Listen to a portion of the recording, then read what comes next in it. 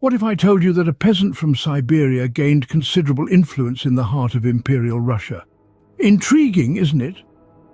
This is the captivating tale of Grigori Rasputin, a self-proclaimed holy man and mystic who emerged from the most humble of beginnings. Born into a peasant family in the remote region of Siberia in 1869, Rasputin's life took a divine turn at the age of 18. A religious conversion sparked a radical transformation, propelling him from the frigid Siberian landscapes to the spiritual journey of a pilgrim. It was a path that would eventually lead him to the very heart of Russian power, Saint Petersburg. Here, Rasputin's charismatic personality and alleged healing abilities would see him rise from obscurity to become a confidant of the Russian imperial family. Rasputin's journey to St. Petersburg marked the beginning of an extraordinary chapter in Russian history. Imagine a man with no noble lineage, no political power, gaining the trust of the most powerful family in Russia.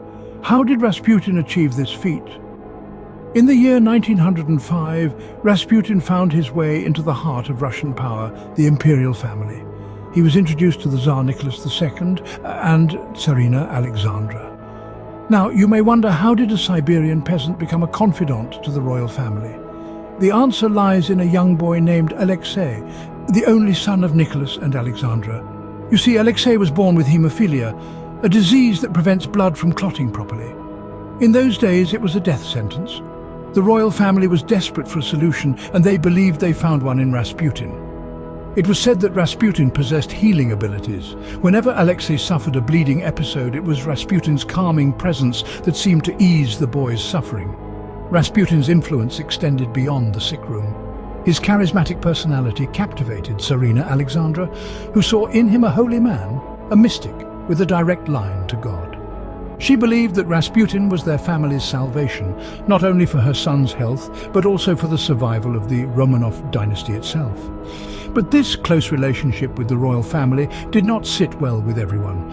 Many saw Rasputin as a manipulator, a charlatan exploiting the family's desperation for his own gain. His presence in the royal court was a source of contention, sparking resentment among the politicians, nobility, and even the clergy. Yet, despite the rising tensions, Rasputin's hold over the royal family remained unchallenged. Rasputin's charisma and supposed healing powers won him the trust of the royal family, but not everyone approved. His story serves as a stark reminder of how power can be wielded, not just by those with political authority, but also by those who know how to exploit faith, desperation, and fear. Rasputin's presence in the royal court was like a spark in a tinderbox. Why was this so? Imagine a stranger, a peasant from Siberia, suddenly finding a place in the heart of the Russian imperial court. It wasn't just his mystique or his alleged healing abilities that ignited controversy, but the influence he held over the royal family, especially Tsarina Alexandra. His proximity to power, his sway over the Tsarina and, indirectly, the governance of Russia, did not sit well with many. Politicians, nobility, and the clergy. They all viewed him with a sense of suspicion and resentment. They saw Rasputin not as a holy man, but as a charlatan, a debauched religious pretender who had manipulated his way into the royal court. The controversies surrounding Rasputin were plentiful. Stories of his alleged immoral behavior and scandalous affairs were whispered in the corridors of power, further tainting his image and, by extension, the reputation of the royal family. This was not just a matter of courtly intrigue or petty jealousy. The Russian people were growing restive, their faith in the monarchy was faltering, and Rasputin's influence was seen by many as emblematic of the decadence and corruption of the imperial regime. In a nation teetering on the brink of revolution, amidst the backdrop of World War I and growing political unrest, Rasputin's influence was more than a mere scandal. It was a political concern. His close association with the royal family was seen as a threat to the monarchy itself. It was a threat that some felt needed to be removed by any means necessary. This Siberian mystic, who had begun his journey as a pilgrim, had become a figure of immense controversy and influence. His presence at the royal court had ignited a firestorm of resentment and suspicion. Rasputin, the mystical healer, was now a political force to reckon with, and many saw him as a threat. In the end, Rasputin's influence proved too much for the nobility of Russia. But how did a man survive being poisoned, shot and drowned? This question has puzzled historians for over a century, adding an extra layer of enigma to Rasputin's already mysterious life. The year was 1916. The Russian nobility, led by Prince Felix Yusupov, had grown weary of Rasputin's sway over the royal family. They hatched a plan to assassinate him, believing this was the only way to save the monarchy. The plot involved poisoning Rasputin's food and wine, but to their disbelief he seemed unaffected by the deadly toxin. Panicked, they shot him multiple times, but even then Rasputin fought on. His life was eventually extinguished when he was thrown into the icy waters of the Neva River.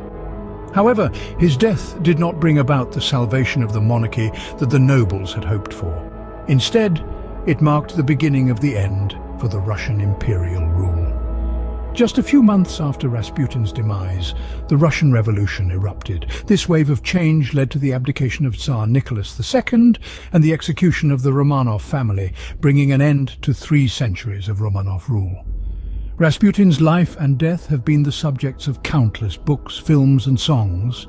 His name synonymous with mysticism, debauchery and political manipulation. His influence during the twilight years of the Russian Empire, his controversial actions and his gruesome death have made him a figure of enduring fascination and speculation.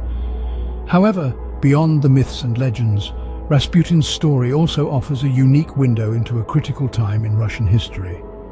His rise and fall echo the tumultuous era of political upheaval, social unrest, and war that marked the end of the Russian Empire and the birth of the Soviet Union. Rasputin's life and death remain a captivating tale of mysticism and political intrigue, a symbol of the tumultuous final years of Imperial Russia. We hope you've enjoyed this deep dive into the life and legacy of Rasputin, a figure shrouded in mystery and intrigue. His story truly encapsulates a pivotal moment in Russian history, and we're glad we could share it with you. If you found this video interesting, make sure to give it a thumbs up and subscribe to our channel for more captivating historical content. We also invite you to hit the notification bell so you never miss an update from us. Your engagement is what helps us bring more fascinating historical tales to life, and we're always looking for more stories to tell. So if there's a historical figure or event you'd like us to cover, make sure to leave a comment down below with your request. We love hearing from our viewers and bringing your history requests to life. So don't forget to comment, like, subscribe, and hit that notification bell. Thanks for joining us on this historical journey. Until next time, keep exploring the past.